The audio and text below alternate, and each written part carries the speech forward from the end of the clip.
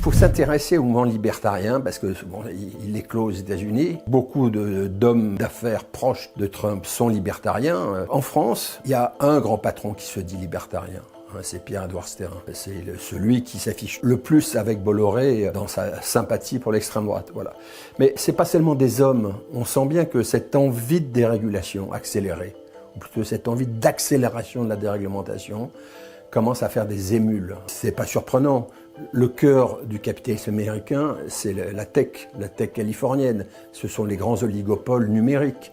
Et on sent bien que dans certains secteurs français, notamment la tech française, ce qui était un milieu qui était très pro-Macron en 2017, ce secteur-là est en train de basculer pour des raisons de porosité. Ils imitent l'exemple californien actuel, et puis aussi parce que Pierre-Édouard Stérin est le principal financeur de la tech parisienne. À partir de 2010, le capitalisme néolibéral entre en crise, et beaucoup de milliardaires ou d'hommes d'affaires considèrent que la rémunération du capital et les profits qu'ils font sont insuffisants.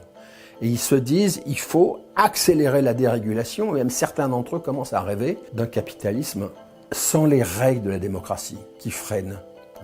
Un capitalisme sans la démocratie ou un anarcho-capitalisme. La jungle, le capitalisme des voyous. S'il n'y a plus de règles, tout est permis. De la même façon qu'il y a eu une vague néolibérale qui a submergé l'économie française dans le courant des années 80, on sent qu'une vague libertarienne commence doucement à arriver, et doucement, mais ceci risque de s'accélérer au fil des mois qui viennent, et c'est l'un des enjeux du débat, à mon avis, qu'on devrait avoir dans le pays, parce que lutter contre l'extrême droite, ce sera aussi lutter contre ce nouveau capitalisme libertarien qui arrive.